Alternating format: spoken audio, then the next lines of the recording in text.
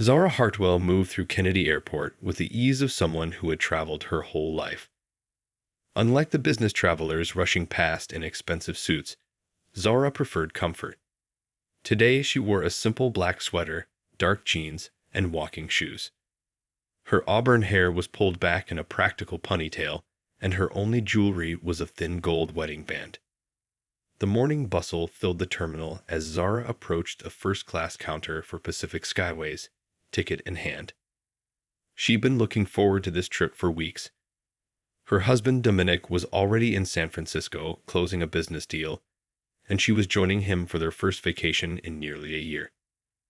Next passenger, called the attendant, a woman with a crisp blue uniform and perfect makeup. Her name tag read Heather Blackwell. Zara stepped forward and placed her ticket and ID on the counter. "Good morning.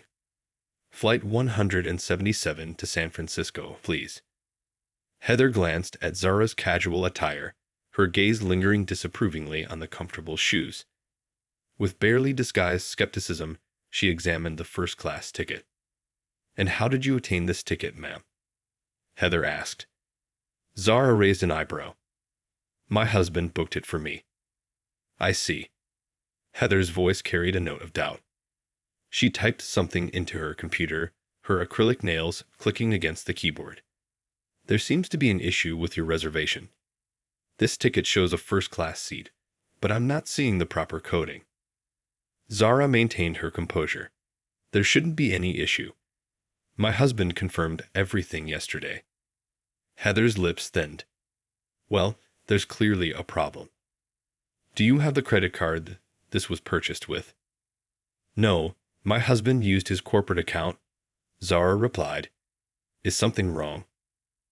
"Ma'am, we have strict protocols regarding first-class travel," Heather explained with artificial patience.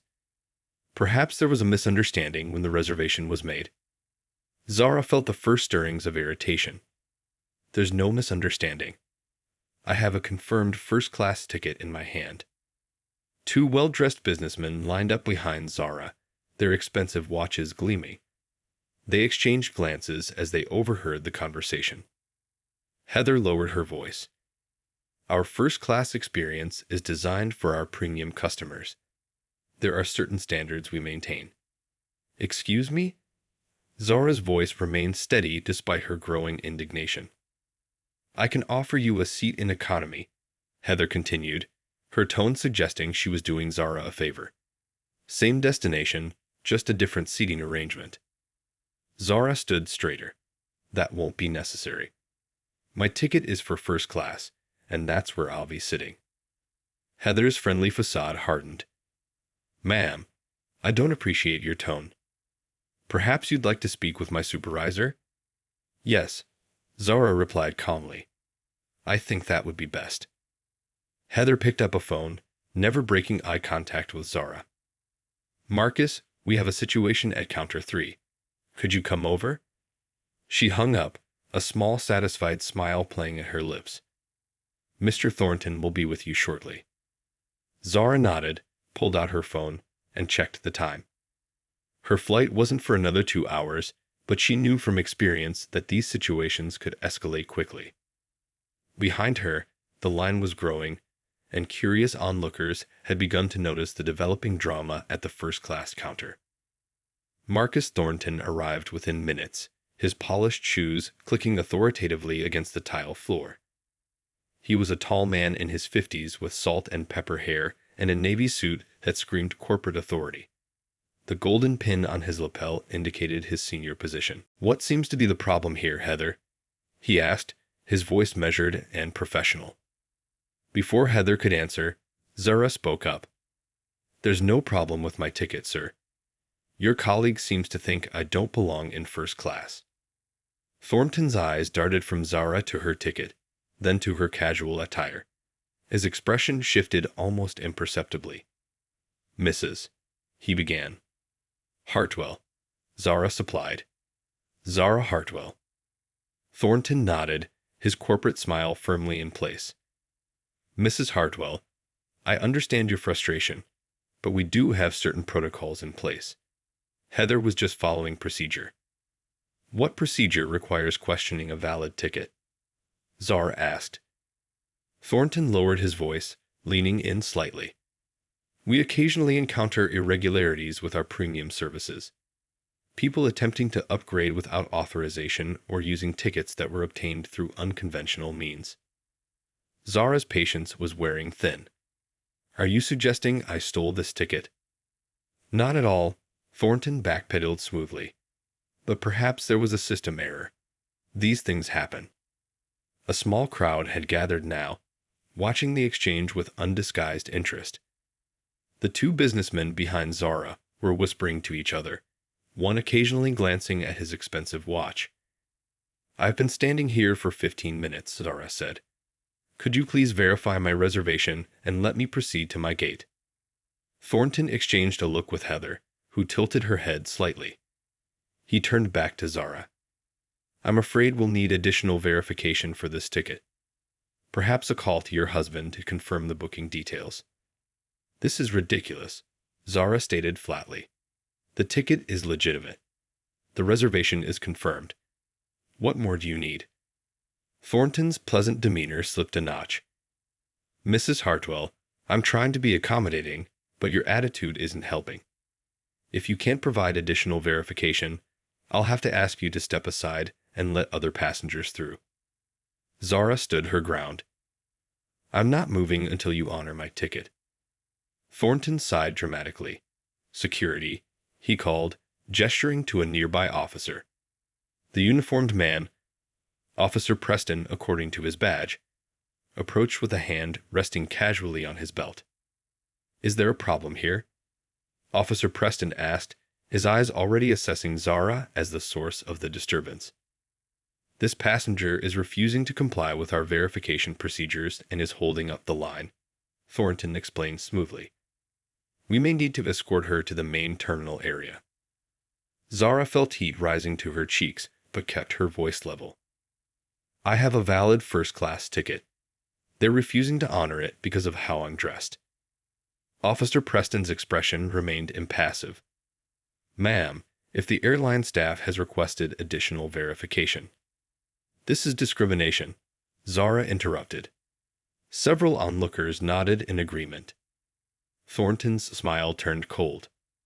That's a serious accusation, Mrs. Hartwell. Perhaps you'd like to speak with our customer relations team after your flight. For now, I'm going to have to ask you to step aside or accept an economy seat. Zara looked from Thornton to Officer Preston, then to the growing line of impatient travelers behind her.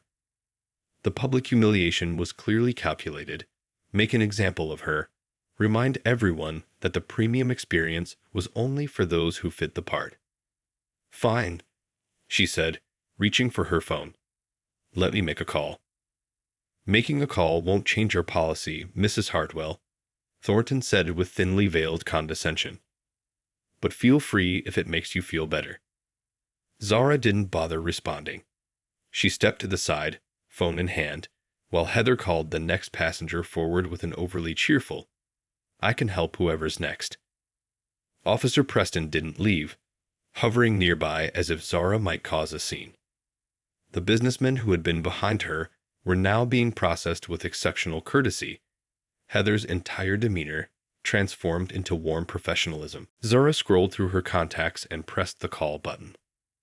After 2 rings, a crisp female voice answered. Mrs. Hartwell, good morning. Naomi, I need to speak with Dominic, Zara said, keeping her voice low but firm. Of course, he's just finishing a call. One moment, please. Thornton glanced over, a satisfied smirk playing at the corners of his mouth. He clearly thought she was saving face by pretending to call someone important. Zara, Dominic's warm voice came through the line. Is everything all right? Aren't you supposed to be boarding soon? That's why I'm calling, Zara replied, turning slightly away from the prying eyes of Thornton and Officer Preston. The airline is refusing to honor my first-class ticket. They're insisting I need additional verification or suggesting I take an economy seat. There was a brief pause. Did you tell them who you are? Dominic asked, his tone shifting subtly. No, Zara answered, and I shouldn't have to. The ticket is valid. Of course it is. She could hear the controlled anger in his voice. Put me on speaker. That won't be necessary, Zara said. Let me handle. Zara. It was the tone he rarely used, the one that had made boardrooms full of executives fall silent. Speaker. Now. Zara sighed and lowered the phone, tapping the speaker icon. You're on speaker, Dominic. Who am I speaking with? Dominic's voice filled the small space, commanding even through the phone speaker. Thornton, noticing the change, stepped closer with renewed interest. This is Marcus Thornton, supervisor for Pacific Skyways at Kennedy Airport. Who am I speaking with? Dominic Hartwell, CEO of Hartwell Global Ventures and majority shareholder of Summit Holdings, which, if I'm not mistaken, acquired a controlling interest in your parent company last year. The color drained from Thornton's face. Heather, who had been processing another passenger, froze mid-transaction. Even Officer Preston took a small step back. Mr. Hartwell, sir, Thornton stammered. There seems to have been a misunderstanding. No misunderstanding. Dominic cut in, his voice ice-cold. My wife showed you a valid first-class ticket. You chose to humiliate her because she wasn't wearing designer labels. Is that correct? The terminal seemed to grow quieter, as if everyone was holding their breath. Passengers in line had stopped pretending not to listen and were openly watching the unfolding drama. Sir, we have certain protocols. Don't insult my intelligence with protocols, Mr. Thornton. I fly over 200,000 miles a year with your airline. I know every protocol. What's happening there is blatant discrimination. A woman in line whispered to her companion, did he say Hartwell? As in Hartwell Global. Thornton was visibly sweating now. Mr. Hartwell, please allow me to personally escort Mrs. Hartwell to the first-class lounge immediately. We valued your business. Heather had stopped processing passengers entirely, her face ashen. Nearby staff members were whispering urgently to each other, and a young man in a Pacific Skyways uniform was furiously typing on a tablet. I see. Dominic's voice was dangerously calm. Mr. Thornton, do you deny any of this? Sir, there was a misunderstanding about the verification process. Answer the question, Dominic cut in. Did you or did you not judge my wife by her appearance and attempt to deny her the first-class seat I personally booked? The silence that followed was deafening. Officer Preston had backed away completely, suddenly finding something fascinating to examine on the far wall. Mr. Hartwell, Thornton finally managed, I deeply apologize for any misunderstanding. Our staff undergoes extensive training on customer service, and this situation does not reflect our company values. A trim woman in her 60s approached rapidly from the direction of the airline offices, her face a mask of professional concern.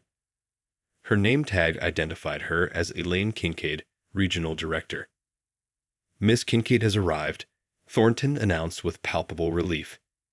Kincaid gently took the phone from Thornton. Mr. Hartwell, this is Elaine Kincaid. I just received the alert and came immediately. Please accept my deepest apologies for this situation. Miss Kincaid, Dominic acknowledged. I'm listening. Kincaid's voice was steady but urgent.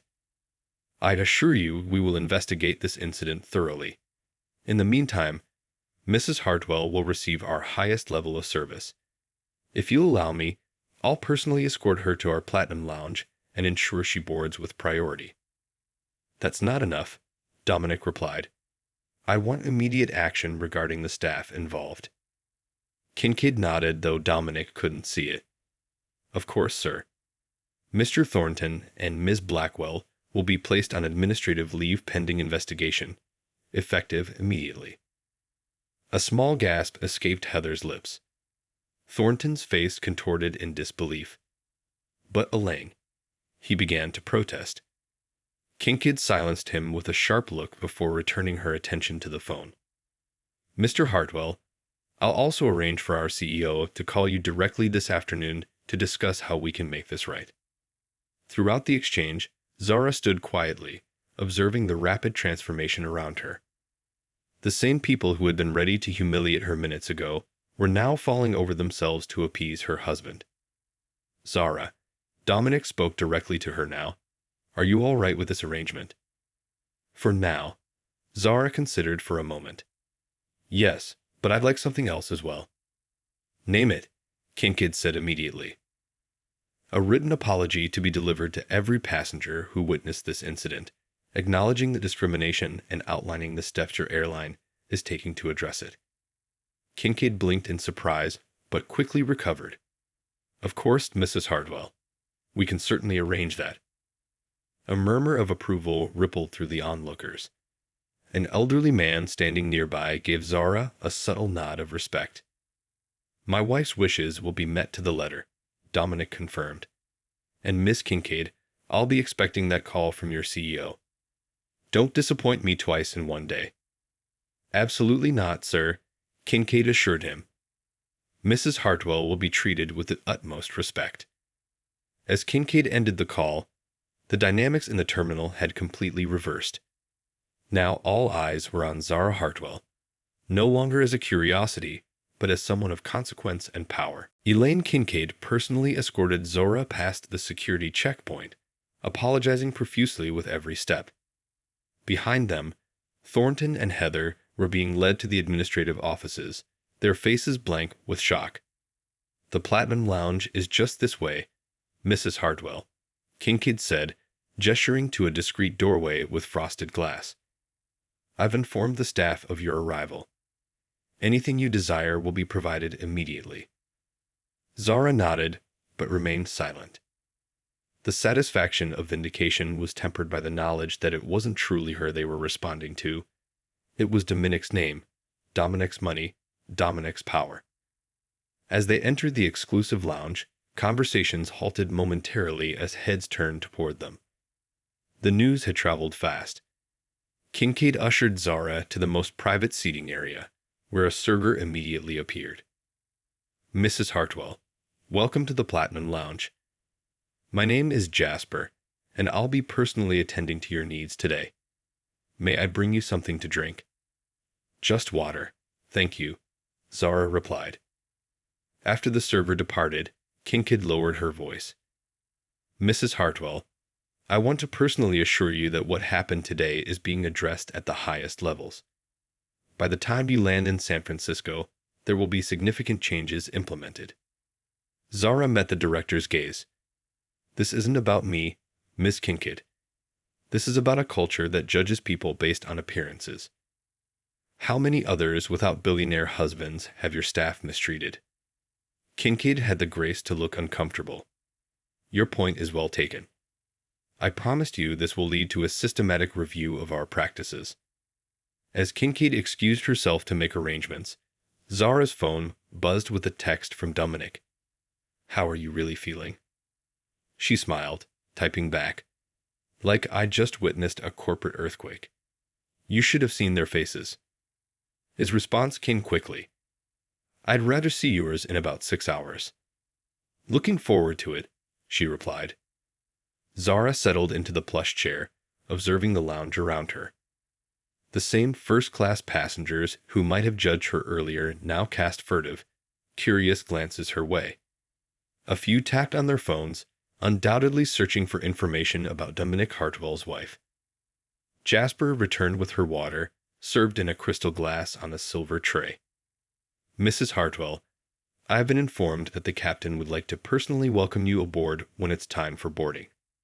Is that acceptable? Zara smiled. That won't be necessary. I prefer to board like everyone else. Of course, Jasper replied, though his expression suggested this was an unusual request from a VIP. As Zara sipped her water, she reflected on the morning's events. The discrimination had been real and hurtful, but the response had been swift. Perhaps some good would come of it, not just for her, but for others who didn't have the Hartwell name to shield them. 6 hours later, Zara's flight touched down at San Francisco International Airport. As the plane taxied to the gate, the captain's voice came over the intercom. Ladies and gentlemen, welcome to San Francisco. Local time is 2:14 p.m. with clear skies and 72 degrees. We'd like to thank you for flying with Pacific Skyways today, especially Mrs. Zara Hartwell. It's been our honor to serve you. Several passengers turned to look at Zara, who kept her gaze fixed on the window, pretending not to notice. The announcement was unnecessary, another example of the airline overcompensating. As she disembarked, the entire crew lined up to bid her farewell, their smiles almost painfully eager. At the jet bridge, she was surprised to find not just Dominic waiting, but also Philip Layton, the CEO of Pacific Skyways, looking both apologetic and anxious. Mrs. Hartwell, Layton began, extending his hand. I cannot express how deeply sorry I am about your experience this morning. Zara shook his hand briefly. Mr. Layton, I appreciate your concern. Dominic stepped forward, wrapping an arm around Zara's waist. His kiss on her cheek was both a greeting and a statement to everyone watching. Philip and I have had a productive conversation, Dominic said. Pacific Skyways will be implementing new training programs focusing on eliminating bias in customer service. Layton nodded eagerly. We're also revamping our complaint procedures and establishing an independent review board for discrimination claims. And Thornton, Heather? Zara asked. Their employment has been terminated, Layton confirmed, effective immediately. As they walked toward the exit, Dominic whispered, he flew in personally when he heard what happened. Their stock dropped 3 points this morning after someone posted about the incident online. Zara shook her head. All this because I wore jeans instead of designer clothes. No, Dominic corrected gently. All this because they thought appearance determined worth, and you proved them wrong. Outside, a sleek black car waited to whisk them away. As they settled into the back seat, Zara finally relaxed, leaning against Dominic's shoulder. You know what the strangest part is? She mused. If they had just treated me with basic respect, none of this would have happened. Dominic squeezed her hand. That's usually how it goes. The simplest courtesy costs nothing, but the lack of it can cost everything.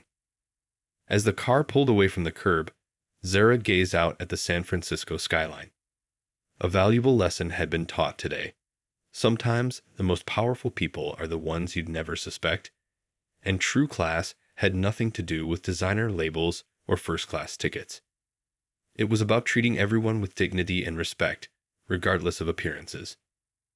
In the end, that was the only standard that really mattered.